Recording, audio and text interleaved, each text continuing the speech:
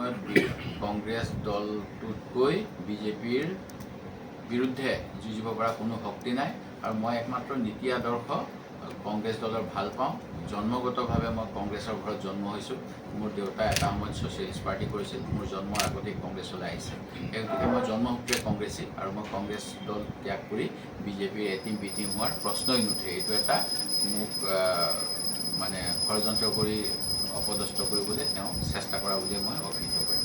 এতিয়া কথাটো হ'ল অন্য কেইটামান কথাও এই নিশ্চয় প্ৰাসংগিক হ'ব যে আমাৰ বিষয়ে মুখ্যমন্ত্ৰী ডাঙৰীয়াই কৈছে যে কংগ্ৰেছে পোষ্টাৰো ছপাব দিব পৰা নাই, কংগ্ৰেছৰ পইচা নাই, কংগ্ৰেছে কেনেকৈ নিৰ্বাচন খেলিছে। এইবিলাক কথা কৈ আমাক মুখ্যমন্ত্ৰীয়ে সঁচা কথাটোৱে কৈছে। যোৱা 10 বছৰ শাসক পক্ষৰ অত্যাচাৰ, শাসক পক্ষৰ প্ৰলোভন, শাসক পক্ষৰ ভাবুকিৰ বিপৰীতে আমি কংগ্ৰেছীসকলে অসমত তৃণমূল পৰ্যায়ৰ পৰা ৰাজ্যিক পৰ্যায়লৈ কংগ্ৰেছ দলৰ হৈ ৰাইজৰ হৈ কাম কৰি আহিছোঁ।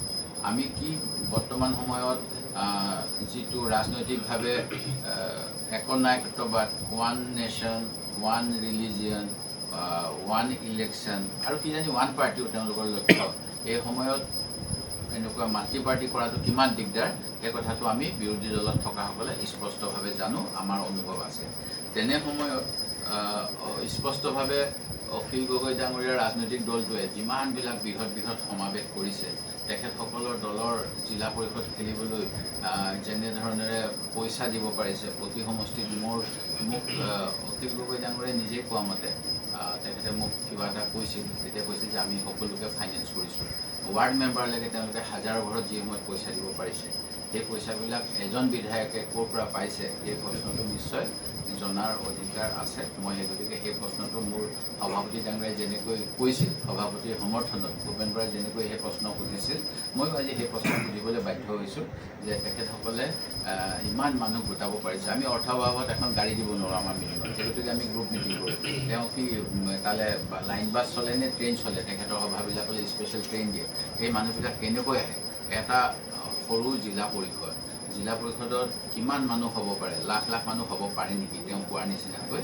সেই গতিকে সেইটো ৰাইজক তেওঁ নিশ্চয় ক'ব বুলি মই ভাবোঁ। দ্বিতীয়তে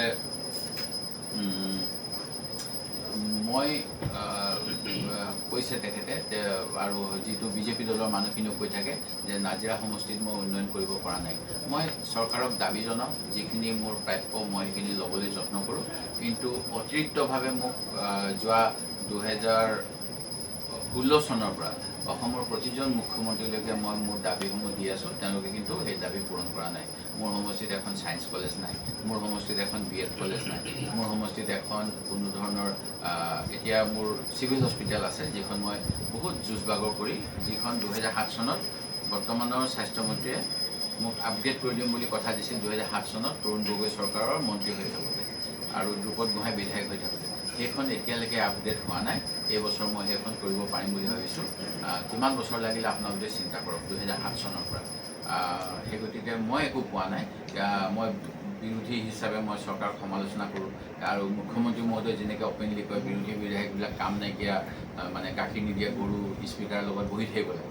তাৰ বিপৰীতে অখিল গগৈ ডাঙৰীয়াই যেনেকৈ মুকলিভাৱে মুখ্যমন্ত্ৰীক প্ৰশংসা কৰিছে, মুখ্যমন্ত্ৰীক কৈছে তেওঁ ইমানবিলাক বস্তু দিছে।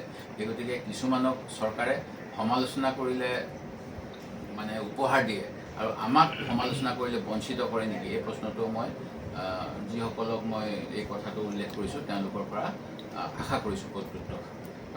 অন্য এটা কথা, তেখেতে মানে যোৱাকালি কিবা কৈ আছে যে উজনিতটো খতমেই, সংখ্যালঘু অঞ্চলতো খতম, এইবিলাক কথা কৈ আছে। এইবিলাক নিশ্চয় ক'বলগীয়া কথা, কিজানি তেখেতসকলৰ দলৰ শ্ৰীবৃদ্ধিৰ কাৰণে। কিন্তু যি সময়ত উজনিত নামনি অসমৰ কিছু শ্ৰমিক যোৱাৰ পিছত জিলা সভাপতিজনৰ চাব কণ্ট্ৰেক্ট থকা জেগাত পিটি সংখ্যালঘু নামনিৰ ছাল উখহাই দিছিল, ঘাঁহ লগাই দিছিল, তেওঁলোকে পলাই আহিছিল। সেইখিনি সময়ত এতিয়া সংখ্যালঘু অঞ্চলৰ ভোট বিচাৰি কংগ্ৰেছক বদনাম কৰি থকা অখিল গগৈ ডাঙৰীয়াই কিমান তেওঁলোকৰ সমৰ্থনত মাত মাতিছিল বিধানসভাৰ ভিতৰত বা বাহিৰত, এই প্ৰশ্নটো মই জানিব বিচাৰিছোঁ। কাৰণ এতিয়া তেখেতে সংখ্যালঘু দৰত দেখাইছে, সেইখিনি সময়ত যেতিয়া ভাৰতীয় নাগৰিকসকলক এনেকৈ অত্যাচাৰ কৰা হৈছিল তেখেতে কিবা কৈছিল নেকি, এই কথাটো তেখেতে নিশ্চয় ক'ব। আৰু তেতিয়া ৰাইজে তেওঁক নিশ্চয় ভাবিব কংগ্ৰেছতকৈ তেওঁৰ দলটোৱে এটলিষ্ট ভাৰতীয় নাগৰিক সংখ্যালঘুসকলৰ কাৰণে মাত মাতিছে। অনুৰূপ ধৰণেৰে মই ক'ব বিচাৰোঁ যে যোৱা সময়ছোৱাত ভোটৰ অধিকাৰ অহাৰ পৰাই মই কংগ্ৰেছ দলক, যিহেতু জন্মতে কংগ্ৰেছী, সদায় ভোট দি আছোঁ আৰু মই দিও থাকিম আৰু মই দলৰ কাৰণে কামো কৰিম। কিন্তু অখিল গগৈ ডাঙৰীয়াই 2014 চনত বিজেপিক ভোট দিবলৈ আহ্বান কৰি অসমলৈ বিজেপিৰ বৰপীৰা দিয়া নাছিল নেকি?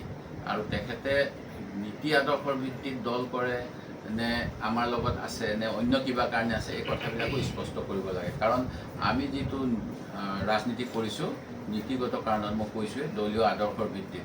যদি তেখেতে কটন কলেজত উচ্চ শিক্ষা লাভ কৰা এজন মেধাৱী ৰাজনীতিজ্ঞ, সেই গতিকে তেখেতৰ নিশ্চয় কটনৰ যিসকল বুদ্ধিমত্তা থকা ছাত্ৰ ছাত্ৰী তেখেতৰ সেই গুণৰ পৰা বঞ্চিত নহয়। তেনেস্থলত কি ভিত্তিত তেখেতে 2014 চনত কংগ্ৰেছক উৎখাত কৰি বিজেপিক অসমত বৰপীৰা আগশাখন দিছিল, সেই কথাটো ক'ব লাগে। আৰু তাৰপিছত মই এ টিম নে বি টিম, সেই কথাটো ক'ব লাগে। অখিল গগৈ বিৰোধী ঐক্য মঞ্চৰ এগৰাকী সতীৰ্থ, ইমান কনফিডেন্সত কালি কথাটো কৈছে যে জানুৱাৰীত আপুনি জইন কৰিবই, বিজেপিত জইন কৰিব। বোধকৰোঁ তেওঁ এনেকুৱা ধৰণৰ বুজাইছে যেন মই তেওঁৰ আগতে কিবা MOU চাইন কৰি থৈ আহিছোঁ, সেইকাৰণে তেওঁৰ হাতত কপি এটা আছে। যদি তেনেকুৱা কিবা আছে তেখেতে সেইখিনি, মই আগতেও আপোনালোকৰ মাধ্যমেৰে যেতিয়া মোক বিৰোধী ঐক্য বিফল হোৱাৰ বাবে দোষাৰোপ কৰিছিল আজি কেইদিনমান আগত, মই সেইখিনি সময়ত আপোনালোকক কৈছিলোঁ। তেনেকুৱা কিবা থাকিলে আপোনালোকৰ মাধ্যমেৰে আহ্বান, তেখেতে কি প্ৰমাণ আছে দিয়ক, মই ৰাজহুৱা জীৱনেই অৱসৰ